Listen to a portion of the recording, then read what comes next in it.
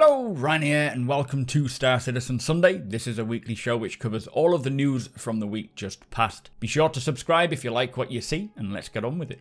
This week on Star Citizen Sunday, the Imperator election begins, Star Citizen celebrates its birthday, plus we hear updates on all of the vital aspects of Star Citizen's development. So before we begin, I would just like to thank my new channel members, Vega and Galactic Monkey, plus Cruz for realising his Patreon pledge has expired months ago. Thank you guys all so much for the support, it is very much appreciated.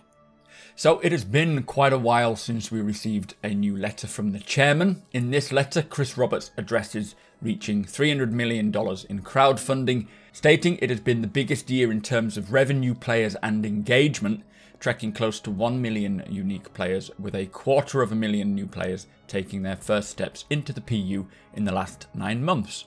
So he also spoke about Icache, and although they have made great progress on this, they are hoping to have it in a live build by Q2 next year, so around the end of June 2021. He also emphasises that this is hoping, not promising, and personally I was a little bummed hearing this, as I was kind of expecting it to be a little earlier than that. Hopefully, you know, my fingers were crossed for this year. It was always never a guarantee, so a few months later is fine. Next up, he mentioned about server meshing, which is dependable on the Icache and will allow them to expand the player base from 50 to thousands of concurrent players all in one instance. This is when he says Star Citizen will become a true massively multiplayer game. But with this requiring Icache first, we can expect to see server meshing around Q2 to Q3. So again, end of June, beginning of July to somewhere around September time. The Pyro system, as we heard, also wants to release at the same time as server meshing, so that is likely when we're going to see that. Now they did say that they could break Pyro up into segments and have us load in separately as a separate instance, or maybe a front-end entrance, but it looks like they have decided to bring it as a whole when server meshing comes. Likelihood is that this is harking back to the monthly report where they said they want to get to a place where they can drop a system as a whole system rather than incrementally dropping planets and moons when they're ready. Which, I mean, I guess that's fine. I wouldn't mind having them coming in little bits at a time, but if we can get them as a whole, then I would definitely be happy with that. And finally, the last big tech initiative is the background universe simulation called Quantum. They have been working hard on this with Tony Zurovec and his team, and it will create cause and effect in prices of commodities, missions created and AI objectives, all based on the player population's actions, which we have heard recently they plan to bring online by the end of next year. So again, September to sort of December time 2021. Now all three of these will round out the last major tech pillars that will enable them to deliver a dynamic and seamless universe with incredible detail and scale, and I think the biggest win here is that it is no longer a question of if it's possible, but more just when it's possible. So to recap, the Icache will be around June 2021, server meshing and Pyro around June or September, and then the Quantum system September to December 2021, sort of last thing of the year. As Chris Roberts puts it, they can then start opening the floodgates in terms of locations and content, something that they have actually been gearing up for by focusing on the planet tech and the procedural generation tools. So alongside the work on all these major tech pieces, they have been increasing the quality of life and stability of the game, creating a vehicle tech team to improve all aspects of flight and flight combat, and are doing the same for FPS. Up next, he says they are expanding the already sort of early professions that we have in-game right now, which include things like exploration, hauling, trading, mercenary, outlaw, bounty hunting, and mining. Now, he does say they have big plans for things like salvaging, repair, medical, data running, farming, and manufacturing and crafting, but they want to take some time to finish off the existing professions and polish them first. So the plan is to improve the initial user experience and focus on expanding cargo, piracy, and bounty hunting, all being high on their priority list to make them fully rounded and fun. Now, personally, I am very excited to hear this. As much as I would love to have things like salvaging and base building and all the other mechanics and professions, I would be so grateful to get a few more thoroughly fleshed out professions rather than lots of tier 0 professions, which don't really allow much time for investment or depth, and are pretty much full of bugs anyway. So hearing that quality of life is of course a major importance, and expanding on exploration, cargo trading, bounty hunting, piracy, mercenary, mining, I would be more than happy to have some of those more fleshed out first, especially while we're waiting on things like the Icache and server meshing to get in, giving us something to do while we wait. Chris Roberts goes on to mention that this year's Intergalactic Aerospace Expo moves to an all-new location built from the ground up at New Babbage on Microtech, and there has been some disturbing transmissions from Pyro. The Aerospace Expo sounds like it'll be great this year. I do believe this will happen around November time, but I'm not entirely sure.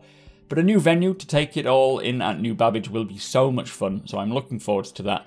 And in regards to Pyro, who knows what will happen there? Will Port Olisar get blown up? Are we even going to see this year? My guess is it is all surrounding this Idris mission that we saw a little while ago on Inside Star Citizen, and they wanted to polish that up further, so hopefully we'll get that before the year ticks over.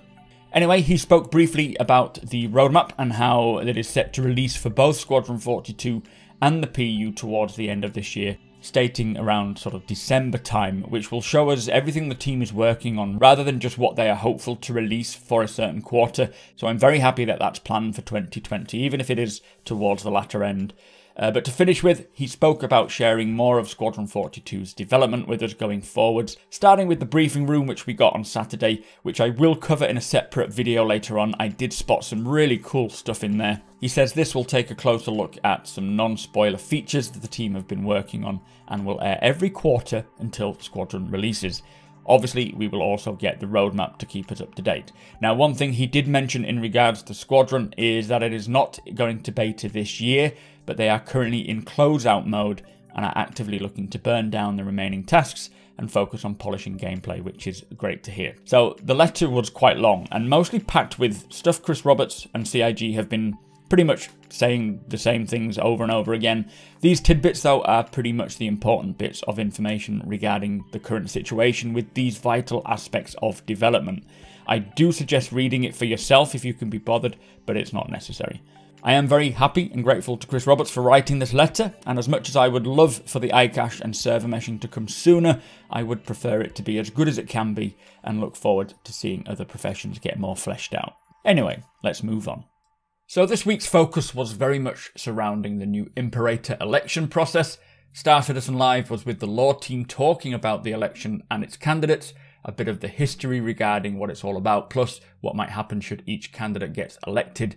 We had a post highlighting what each candidate is pushing for, plus the voting process itself, all of which I have linked below, and I do suggest checking out if you are planning to vote.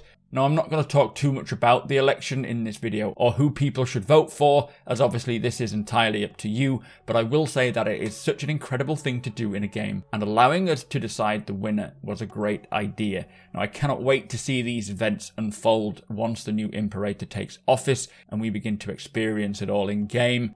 But voting begun on the 10th of October and will run through till October 24th, with the new elected candidate being announced on the 1st of November. I do expect a lot of this to be held in the verse where possible, with celebratory posters and events going on, but do know that whoever you do choose will affect how the next 10 years in the game plays out, influencing things like the economy, missions, the war on the Vanduul, the military, and access to firepower and planets. I personally have voted for Mira No purely because I just want to see the Senate in terror. Plus, I'd love to see more Taveran integrated within the population. Well, that actually goes for all the alien races. I would love to see them around the verse more. I think that would be very cool.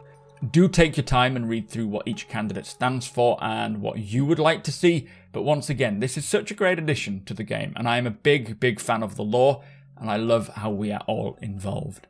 So also this week, there was a new lore post titled 2847 Towhill Regatta. Both the Persistent Universe and Squadron 42 monthly reports were released, both of which I have covered in separate videos linked in the description below. Alpha 311 released to live along with the new Origin 100 series, which are now available on sale. There are 2 posts available to read in regards to both of these items. Chris Roberts, Tony Zurovec and Todd Pappy held an AMA over on Spectrum, answering our questions, our burning questions as well. There was a lot of great information here which I have covered in a separate video, also linked below. I do highly suggest watching that. We got the first episode of The Briefing Room, which is a quarterly video series showcasing aspects of Squadron 42's development. This episode was over an hour long and looked at the Macedo space station plus the interrupt tech. It was fascinating stuff, and I also spotted some very interesting tidbits which I will be putting into a separate video sometime this week. Hopefully it includes some stuff that you may have missed. And finally, with Halloween approaching, CIG introduced some in-game challenges to access some interesting masks, which include visiting Benny's Henge and killing 50 players using a Gladius or a Vanduul glaive.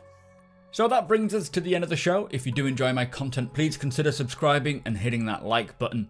Also, I am able to do this thanks to my very generous patrons and channel members. If you appreciate what I do and would like to help make it even better from as little as $1 a month, all of the links are provided below.